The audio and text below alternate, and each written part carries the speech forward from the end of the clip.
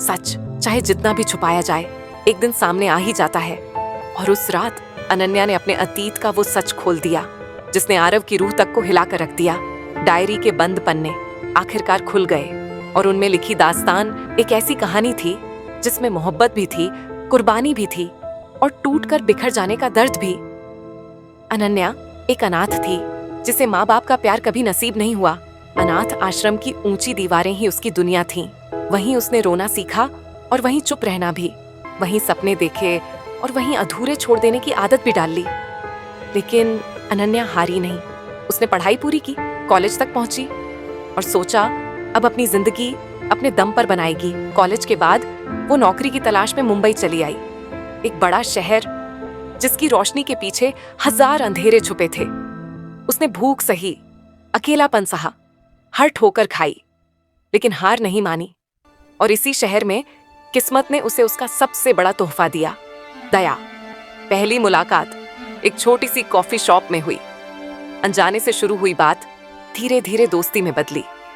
दया ने पहली बार अनन्या को यह एहसास दिलाया कि वो अकेली नहीं है। उसकी बातें, उसका साथ अनन्या के पुराने जख्मों पर मरहम बन गए।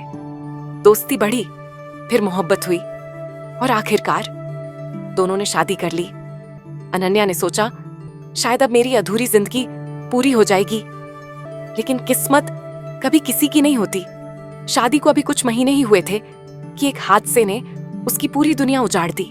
दया का एक्सीडेंट हो गया, वो अस्पताल तक भी न पहुंच सका और अनन्या की आंखों के सामने ही हमेशा के लिए चला गया।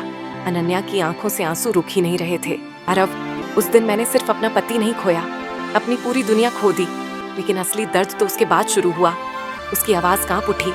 उसके घर वालों ने मुझे दोषी ठहराया, कहा कि मेरी ही बदकिस्मती ने उनके बेटे को छीन लिया और उन्होंने मुझे घर से निकाल दिया, उस घर से जिसे मैं अपना मान चुकी थी।